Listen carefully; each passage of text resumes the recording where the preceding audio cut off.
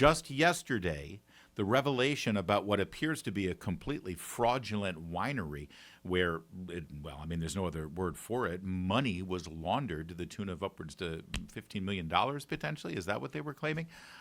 Through that winery in just 1 year, through Ilhan Omar's partnership ownership. That was the dominant story. That story is rolling down the hill like a boulder and gathering steam. It's going to be a big one for primetime, and then boom! She gets sprayed with an unknown liquid. All right, by now you may have seen the video, but let's get to the original report. It happened last night. Ilhan Omar appearing in Minneapolis, Minnesota, and then she was the victim of a heinous assault. Take a look. Good morning, guys. A 55-year-old man was arrested and charged after video appears to show him walking up to Congresswoman Omar and spraying her with liquid out of a syringe. As Secretary Kristi Noem must resign or face impeachment.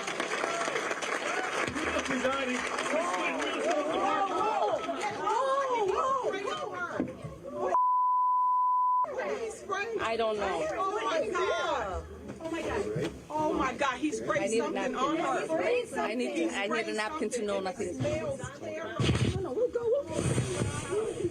No, we will continue. No. Ilhan, you need to go get checked. No, we will continue. I'm not going to get away with it. Now, it's not clear what the liquid is. The attack happened at Omar's town hall here in Minneapolis last night. Omar was angered and shaken, but apparently mostly unharmed. Security tackled the man identified as Anthony James Kazmierczak and walked him out of the room. He was charged with third-degree assault. Representative Omar saying he was an agitator. Now, he's an agitator. Look at him. Look at that. Amazing. He looks all disheveled, right, and scraggly. Although, as somebody who sometimes goes without shaving, he has, cleaned up his throat and trimmed down the beard quite nicely for that clean look. So he put some thought into it, almost like he knew his picture was going to be seen everywhere. Weird. But you saw the courage, the bravery of Ilhan Omar. Immediately after she got sprayed, you can see her here as she sort of lunges toward the guy and wants to go after him, right? Of the agency. ICE cannot be reformed. It cannot be rehabilitated. We must abolish ICE for good.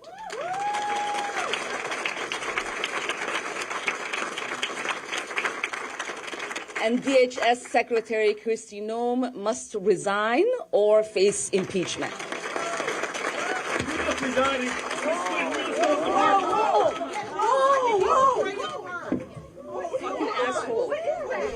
I don't know. Oh my God, he sprayed something on her. I need a napkin to know nothing. No, we will continue. No. Ilhan, you need to go get checked. No, we will continue. These fucking assholes are not going to get away with it. You need to go get checked. No, you don't know what. Courage, bravery to go on. No one's going to stop her from delivering her very important remarks that distract from the fraud investigation. Very important remarks to call out DHS and Kristi Noem for their illegal behavior. Let's watch it again and listen to the dialogue. The things that are being said here afterwards from Congresswoman Omar and her aides. I don't know. Oh my God, he sprayed something on her. Oh my God, he sprayed something on you. She was asked, what is it? She said, I don't know. I need a napkin to know nothing. I need a napkin. No, we will continue. By the way, this security dude, big dude, by the way, where the hell was he? This happened pretty easily, didn't it? The guy was in the front row, and he just sort of jumped up without any impediment at all. I guess you do have to act pretty quickly. But he's there now. He's basically keeping her from going back to the podium to continue her speech because of the grave, dangerous concern here. No. Ilhan, you need to go get checked. No, we will continue. These fucking assholes are not going to get away with it. You need to go get checked. No, you don't know what. You need to go get checked. You don't know what he sprayed on you. There is reporting now of what he did spray on her. There's some suggestion that it was harmless. But yeah, listen, this is a serious situation. You never know what it is. It came out of a syringe, we're told. So Lord knows what she could have been sprayed with. We didn't know at the time. We have some suggestion based on reporting out of Minnesota what it is. We'll share that with you coming up in a minute. But immediately after the scene, there was somebody there with a camera there to ask her about it. And here, take a look. Caitlin Collins had the exclusive on that video. Representative Omar, are you okay? You know, I'm gonna go figure if I am, but I feel okay. I feel that it is important for people, whether they are in elected office or not, to allow these people to intimidate us, to make us not fight for our constituents and for the country we love. And as I said, you know, I've survived war, and I'm definitely going to survive intimidation and whatever these people think they can throw at me. I survived war, so I'm going to survive these people spraying a liquid on me. All right, again, at this point, we don't know what the liquid is, okay? She's going to go and, I guess, have it investigated or checked out, or I don't know how they're going to do that exactly. Maybe there's still some in the syringe from the guy when he got arrested. But listen, if she can survive war, she can survive this incident. This is gross. This is bad. And we shouldn't be encouraging this kind of thing with our elected officials at all. And I hope the guy gets arrested. I hope the guy gets prosecuted, and he should go to jail. But by the way, it is fair to say that he may have just been exercising his God-given First Amendment right of political protest. And based on everything that we've seen and heard over the last couple of weeks out of Minneapolis, it might be fair to say, all right, what's different from what this guy did than, you know, impeding ICE agents from doing their job? If anything, you could argue that the people who are impeding and disrupting ICE agents from enforcing immigration law are actually putting them in much graver danger than Congresswoman Omar was in. You could make that argument, but not here, because we draw the line between peaceful political protest and actual direct action, intervention, and assault, which is what this was. And this guy is a criminal. He assaulted her, and he should be prosecuted. But there are some people out there who watched that video that you just saw and the reactions of everyone involved, and they're questioning how legitimate this is, including President Trump. Rachel Scott, she's a reporter for ABC News, said that she just spoke to President Trump, asked about the video of Representative Omar. He said, no, I don't think about her. I think she's a fraud. I really don't think about that. She probably had herself sprayed knowing her, the president said. I asked again if he'd seen the video. I haven't seen it. The president said, no, I hope I don't have to bother. So his initial instinct was, she probably did it to herself. And he's not alone. There are a lot of people out there who are looking at this video and they're questioning certain aspects of it. For instance, the C-SPAN cameras caught this guy in the lead up to this press conference and statement that Congresswoman Omar gave. Take a look at how they zeroed in on him and watch his behavior. Round of applause for Congresswoman Omar's staff who's here. Hi, everyone. I'm Hennepin County. It just looks weird. I saw this video earlier today when we were prepping the show, and I thought it was AI. It doesn't look real. It looks like a scene from a Saturday Night Live sketch. He also looks a little, I don't know, is that water in the bottle? Because he's looking like he's down in some vodka or something stronger, too. But it's uncanny that this guy got that seat and was featured right there in the C-SPAN video before the remarks were made. And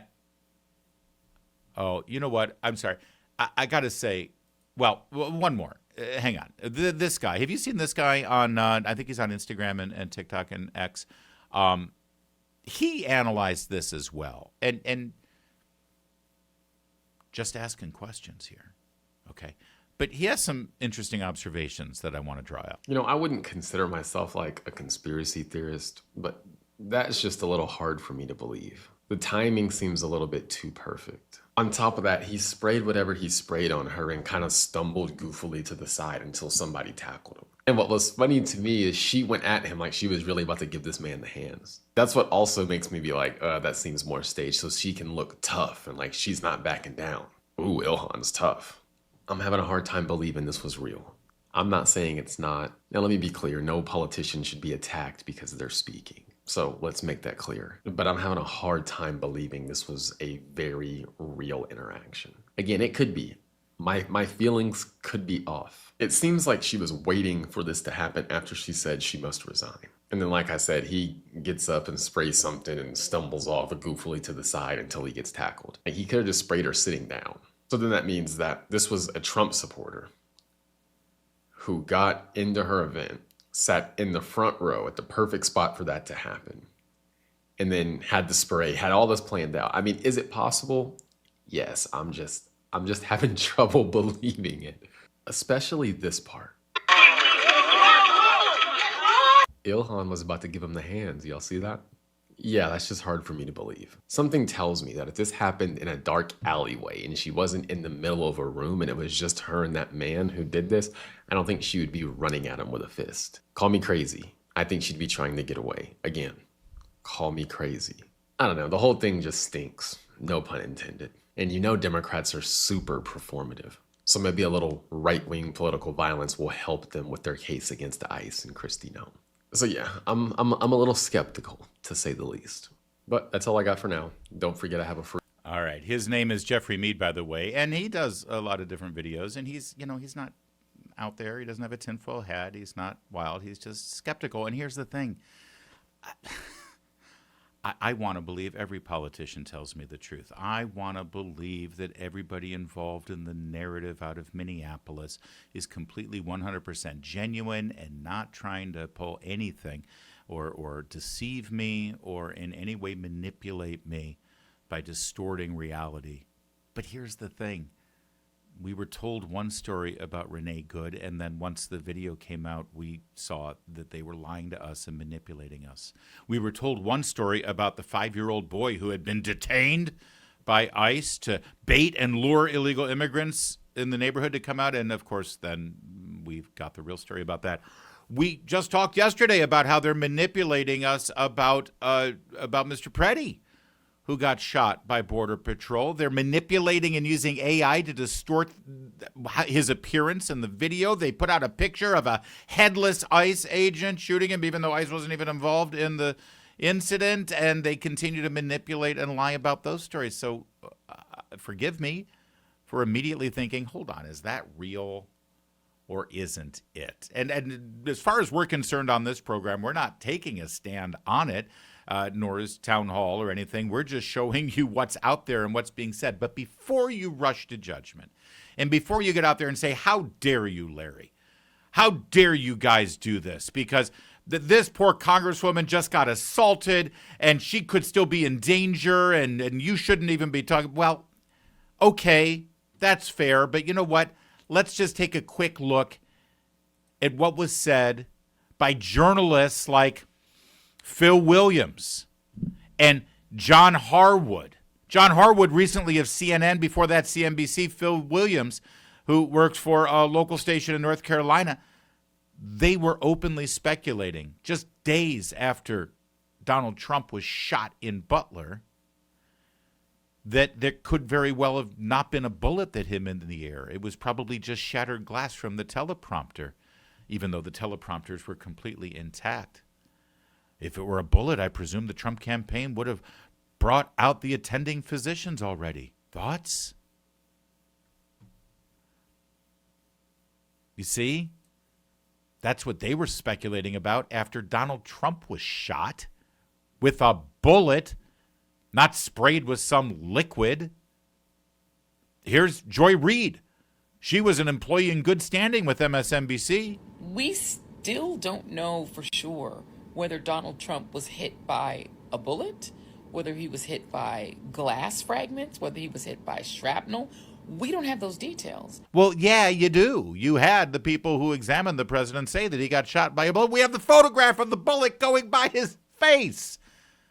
And by the way, the bullets that ended up hitting a couple of people in the audience, killing one of them. But that didn't stop Joy Reid from also bringing on Katie Fang, legal analyst for MSNBC at the time. Got these magical doctors who claimed that he was shot in the ear, but his ear, I guess, grew back. He had a Duplo bandage on 1 minute, no bandage the next. We can't get a medical record from this alleged assassination. He was supposedly shot. We have nothing. We've got nothing. Where's the investigative? Where are the investigative records? One day he slapped his maxi pad on his ear. The next day the ear is totally fine. Yeah, maxi pad, because they're mocking the fact that the former president at the time had to suffer a assassin's bullet that whizzed past his ear, and they gave him a big bandage to keep it protected. It's funny, isn't it? Yeah. So please, calm down your judgment on me for bringing to the fact to this program the fact that people are speculating as to whether Ilhan Omar really did face any danger last night when this guy in the front row center stood up and sprayed some liquid on him. Please, the way we're covering this story is nothing compared to the way these lunatics covered an actual bona fide assassination attempt on the president. In fact, I love Katie Fang's face there. Their lunacy even made its way all the way to the director of the FBI. I think with respect to former President Trump, there's some question about whether or not it's a bullet or shrapnel that hit his ear. So it's conceivable. Although, as I sit here right now, I don't know whether that bullet, in addition to causing the grazing, could have also landed somewhere else. But I believe we've accounted for all of the shots and the cartridges. So. Yeah, as I sit here now, I can't tell you for sure if it was a bullet or not. Yeah, that's another reason why Christopher Wray was appropriately fired and probably should face some kind of investigation of his own. And let's not forget, after the second assassination on Donald Trump, none other than Lester Holt from NBC News covered it this way. Today's apparent assassination attempt comes amid increasingly fierce rhetoric on the campaign trail itself. Mr. Trump, his running mate J.D. Vance continue to make baseless claims about Haitian immigrants in Ohio. This weekend, there were new bomb threats in that town. Our Maggie Vespa is in Columbus, Ohio. You heard the framing there, basically suggesting that Trump was asking for it. This assassination attempt comes when he's been making unfounded attacks on Springfield, Ohio, and now they've got bomb threats there. So can you blame anybody for trying to kill Trump? That's how these very important and well-paid newsmen and teleprompter readers covered the assassination attempts on Donald Trump. And also, by the way, we've got the assassination of Charlie Kirk, commentary from the one and only Ilhan Omar. Again, Charlie Kirk not sprayed with some unknown liquid in a very bizarre-looking moment there caught on C-SPAN cameras. No. He was murdered in cold blood for all to see. Ilhan Omar's reaction? I just think it was the video where it called him Dr. Frankenstein and said his monster shot him through the neck. I mean, obviously this is a person, and looking at this is someone who was a husband and a father, and in the days after his shocking death, that happened as a result of his views, or it happened as a result as he was sharing his views publicly with people, that people found it jarring to hear such criticism of that in the immediate aftermath. What I find jarring is that there are so many people willing to excuse the most reprehensible things that he said, that they agree with that they're willing to have monuments for him, that they want to create a day to honor him, and that they want to produce resolutions in the House of Congress honoring his life and legacy. It is one thing to care about his life, because obviously so many people loved him, including his children and wife. But I am not going to sit here and be judged for not wanting to honor any legacy this man has left behind. That should. Yeah, okay. So honestly, I'm not going to apologize to anybody for questioning the specifics of this incident and whether Ilhan Omar maybe participated in staging it, or for that matter, whether she deserves any sympathy from you, especially considering the track record of deceit, subterfuge, and outright lying that she and her political party have engaged in up there. And by the way, we're not the only ones who are noticing so many people questioning whether this was staged or not. Trish Regan said Ilhan Omar was reportedly sprayed in the face tonight, and she runs after the attacker as though she's about to take him out. That's not normal behavior, not even close. No wonder people are asking if it's staged. Matt Walsh from Daily Wire says, I don't know if the Ilhan Omar thing was staged or not. That's certainly plenty of reason to be suspicious. We know that leftists do these kind of hoaxes all the time, and Somalis are notorious scam artists. What I do know is that leftist agitators are out in the streets every day accosting law enforcement officers, and nobody on the left condemns it. Charlie Kirk was shot in the neck, and they celebrated. Now Ilhan Omar gets sprayed with a liquid, and we're supposed to treat it like a national tragedy? Ilhan's going around calling herself a survivor. Democrats are issuing dramatic denunciation. It's all fake. Even if it wasn't staged, though it may have been, it's still fake. Well said. Also, Data Republican, who likes to analyze things from an analytical perspective, says Representative Omar continued her town hall because of one of two options. Number one, she doesn't have the self-preservation instincts accompanying being sprayed with a smelly substance, such as getting a doctor to check it out, or even as simple as washing it off. Or two, she staged it. There are no other options. That's just the facts. She was sprayed with an unknown substance. It had a foul smell. She didn't wash it off. She didn't get it checked out. She just went on because of courage or because she knew that she wasn't in any danger. Tommy Tuberville, senator from Alabama, appeared on Benny's show just a little while ago, and he said this. The president said that he thinks that Ilhan Omar getting sprayed last night was fake. He says, I wouldn't doubt it. She's a fraud. I wouldn't doubt it if she went ahead and if she sprayed herself, he said. What's your take on this? I'm sure you've seen some of it on the internet this morning. Oh, well, this person sat on the front seat on the front row, right in front of Omar, and then took off running to the right. I mean, if you're going to have somebody that's going to go after somebody, they're not going to run away from them.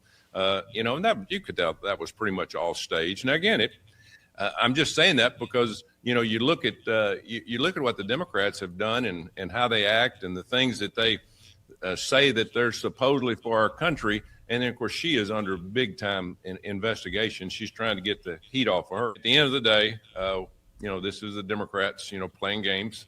And Ilhan Omar needs to be in jail. And as you said, she's as guilty as they come. Third world country and worth $30 million. Hey, this is a great country, and they shouldn't be trying to change it like they are if somebody like her can make $30 million. All right. Good job, Senator Tuberville, and good job, Benny Johnson there. Hang on a second. Benny Johnson, Ilhan Omar getting sprayed with a liquid. Suddenly that becomes the narrative. Everyone's talking about that. Ilhan Omar is the victim.